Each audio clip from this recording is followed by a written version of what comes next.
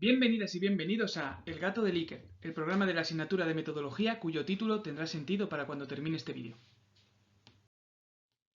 El programa de hoy lo vamos a destinar a hablar del cuestionario, una de las técnicas fundamentales a la hora de realizar investigaciones cuantitativas, que se puede desarrollar tanto en ambiente artificial como natural para obtener información objetivada u objetiva. Veremos un poquillo por qué este matiz de objetivada más adelante. Esta información será individual, porque los cuestionarios son una herramienta que distribuimos individualmente a cada persona, y nos permiten medir la percepción o el nivel dependiendo del tipo de cuestionario que estemos manejando.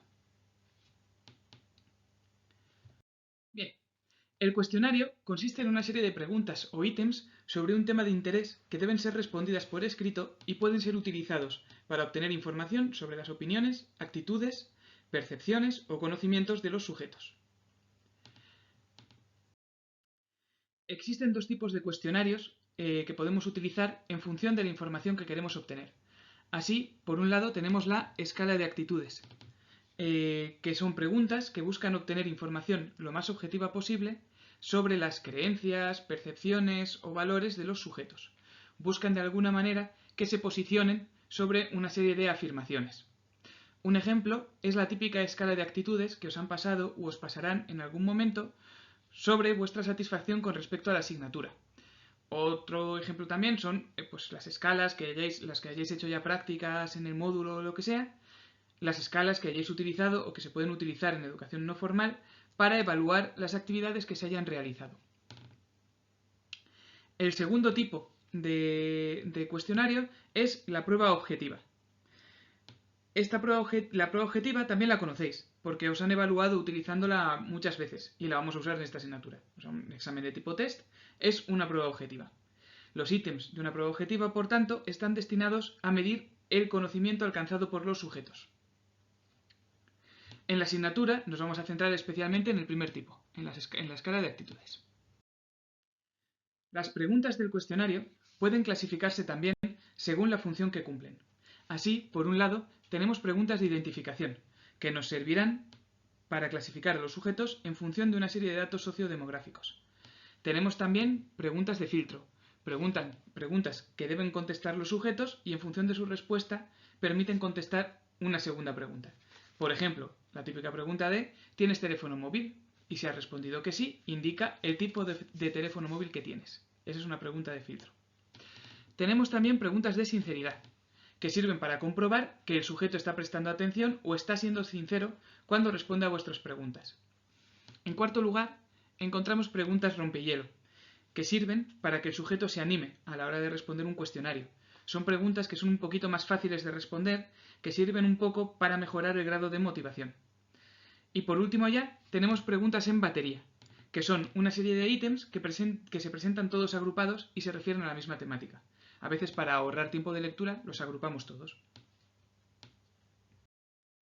También podemos clasificar los ítems según el tipo de respuesta.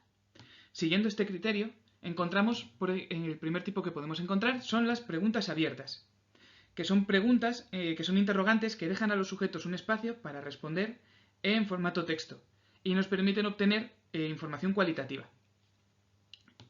También podemos encontrar preguntas de escala, en las que el sujeto debe contestar sobre una escala numérica, indicando el número que mejor representa su respuesta. De este tipo de preguntas veremos algunos ejemplos más adelante, porque son en las que vamos a centrarnos en la asignatura y que trabajaremos en la clase práctica. También podemos encontrar preguntas de clasificación u ordenación, donde los sujetos tienen que ordenar una serie de cuestiones. Y por último, tenemos la lista o preguntas de comprobación, que piden que los sujetos señalen una o varias respuestas de una serie de alternativas que se les da en la presentación. Muy bien, aquí por ejemplo aquí tenéis un ejemplo de una pregunta de identificación, porque se está preguntando al sujeto sobre datos demográficos, sobre su estado civil en este caso, que además es una lista de comprobación. Se le ofrecen aquí las distintas alternativas de estado civil para que el sujeto seleccione solamente una. ¿De acuerdo? Aquí tenemos un ejemplo de pregunta de sinceridad y lista de comprobación. La pregunta dice, siempre me levanto de la cama justo cuando suena el despertador por primera vez. Y los sujetos tienen que elegir verdadero o falso. ¿de acuerdo? Nadie se levanta siempre de la cama justo cuando suena el despertador por primera vez a lo largo de su vida. Si alguien responde verdadero, podemos intuir que ahí es muy probable que esté habiendo un sesgo de deshabilidad social muy fuerte. Aquí tenemos un ejemplo de preguntas de batería de escala. Veis que tenemos aquí un enunciado común y una serie de ítems que deben responder, todos agrupados por la misma temática. Todos estos ítems son de la misma temática que se ha presentado en el enunciado. Y dentro de esto, pues tenemos que irlos puntuando del 1 al 5. Cuanto más alto sea el número, más de acuerdo estamos con la opción de respuesta. A esto lo veremos un poquito más adelante, se llaman ítems de tipo Likert.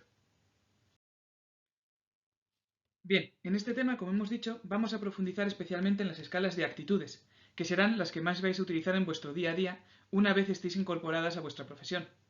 Estas escalas se centran en medir de manera lo más objetivamente posible, por eso hablábamos de que miden información objetiva u objetivada, las opiniones y percepciones subjetivas de los individuos. Como os imagináis, esta resulta una operación compleja, ya que se trata de elementos abstractos e intangibles. Tú no puedes medir una actitud, no puedes medirla utilizando, no puedes tocarla, no puedes medirla utilizando un metro.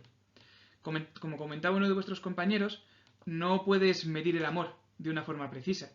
¿Cómo lo mides? Lo que quiere decir es que cuando tú utilizas una escala, en realidad lo que estás haciendo no es medir el amor directamente, sino que estás midiendo una valoración que hace el sujeto sobre su percepción del amor. Estás midiendo la percepción del sujeto sobre el amor y de alguna manera lo enamorado o no enamorado que está según la percepción del sujeto, pero no estás midiendo el amor directamente. Para hacer estas mediciones, generalmente se pueden utilizar 4 tipos de escala. Por un lado, tenemos la escala de Ruston, que es una escala que se le ofrece al sujeto, en la que se le ofrece al sujeto una serie de afirmaciones sobre las que debe decir si está de acuerdo o no, respondiendo solamente con verdadero o falso o sí o no. Por otro lado, tenemos la escala de tipo Likert, que es la más empleada. Es una escala donde se ofrece al sujeto una serie de afirmaciones y se le pide que valore de manera numérica, generalmente del 1 al 5, en función del grado de acuerdo o desacuerdo, de la frecuencia de realización de una serie de actividades, etc. Es el tipo que más os habréis encontrado. El tercer tipo es el diferencial semántico. En este tipo de preguntas se le pide al sujeto que valore algo, un elemento el que sea, en función de una escala que va desde 2 antónimos, bueno o malo, útil o inútil, etc. Por último, el cuarto tipo de ítems son los de ordenación. En este tipo de ítems se le da al sujeto distintas cuestiones y se les pide que ordene, según su grado de importancia o según sus preferencias.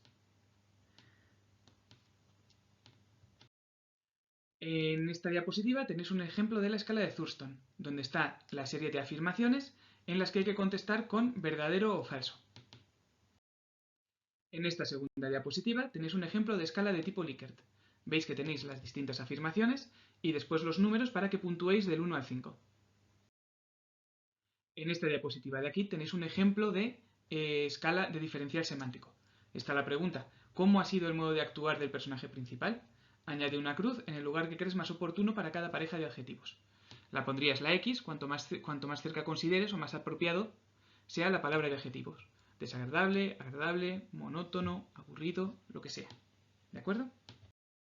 Aquí tienes un ejemplo, por último, de lista de ordenación. Están una serie de asignaturas y se les pide a los sujetos que las ordenen en función de su nivel de importancia. La estructura de la escala de actitudes se divide en 4 partes: presentación, datos de identificación, ítems y conclusión. A la hora de diseñar el documento de la escala, comenzamos por la presentación.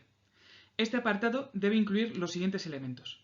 Primero, el título de la encuesta, algo que sintetice de qué va la encuesta. Después, un breve párrafo de presentación de las personas responsables, no tanto con nombres y apellidos, pero sí indicando qué sois. Si sois educadores sociales de una asociación, pues lo ponéis. Si sois estudiantes de la Facultad de Educación, lo ponéis. El objetivo es presentar de manera profesional a las personas que están pasando esta encuesta. Después de esta presentación, se hace una breve descripción del tema sobre el que se va a estar preguntando. Es decir, ¿de qué va vuestra encuesta? Por ejemplo, esta encuesta es sobre la satisfacción con los servicios públicos con los que cuenta el barrio. o con el estado de conservación de las instalaciones del parque o de la zona de ocio, etc. Adicionalmente, se indica también la duración que tiene la prueba. Y ya por último, se agradece a las personas que contestan su participación. Una vez hemos presentado nuestra escala, pasamos a preguntar por los datos de identificación. Los datos de identificación son una serie de preguntas destinadas a recoger información sobre cuestiones demográficas de los sujetos que permitan su clasificación, según esta serie de preguntas. Debe garantizarse siempre el anonimato de los sujetos. Las escalas deben ser anónimas para garantizar al máximo posible la sinceridad de las respuestas. Una vez recogidos todos estos datos de identificación, pasamos a los ítems. Los ítems de nuestro cuestionario deben ser afirmaciones debatibles, cuestiones sobre las que el sujeto se pueda posicionar. Si no, no tienen sentido. Si preguntáis si el cielo es azul, eso no es debatible, no tiene sentido preguntarlo. Tienen que ser cuestiones que estén abiertas a valoración. Estos ítems, además, deben ser claros. Evitad oraciones copulativas o adversativas, que sean solo una idea por cada ítem. Además, el número de ítems y la extensión de los mismos debe estar muy ajustada. A los sujetos les cuesta esfuerzo responder este tipo de cuestionarios. Por lo tanto, cuantos más largos sean, más fácil es que se distraigan y que no presten atención o empiecen a contestar al azar o se equivoquen. La extensión debe de estar siempre muy ajustada. Además, los cuestionarios deben tener una estructura clara, también, que requiera el mínimo esfuerzo posible a la persona que contesta. Y estos ítems deben ser siempre en sentido afirmativo. Sentido afirmativo no es lo mismo que positivos. Solo quiere decir que no incluyan la palabra no, porque es muy fácil que los sujetos se salten la lectura de esa palabra. Si tu pregunta es no me gusta la clase, es fácil que el sujeto cuando esté leyendo, si es el ítem número 20, por ejemplo, de tu batería, es fácil que no lo lean y contesten de la forma que no es. Es mejor que en vez de decir la clase no me resulta divertida, preguntes directamente la clase me resulta aburrida, para que el sujeto no se equivoque al leer. Una vez ya hemos planteado todos los ítems, para que nuestros sujetos lo respondan, pasamos a la cuarta y última fase, que es la conclusión. En esta fase se puede incluir un ítem global de valoración sobre lo que hemos estado preguntando o una pregunta abierta o una serie de preguntas abiertas para obtener información cualitativa que nos pueda servir como complemento. Lo que sí que debemos incluir siempre, sí o sí, es un agradecimiento final de nuevo a los sujetos por su participación. Para elaborar estas 4 partes que tiene el cuestionario, se siguen las siguientes 6 fases.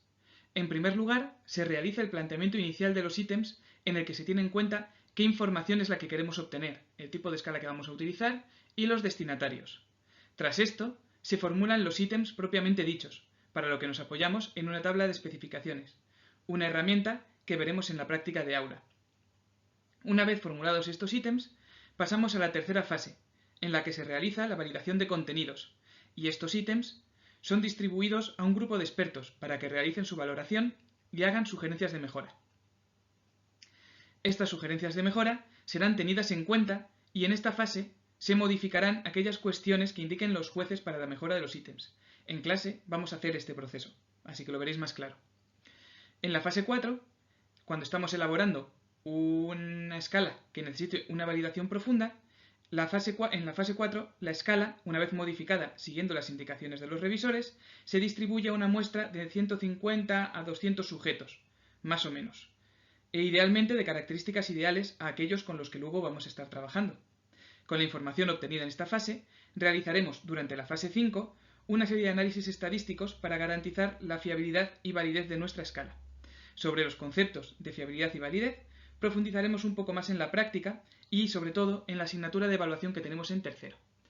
Muy bien, pues hasta aquí la grabación del cuestionario.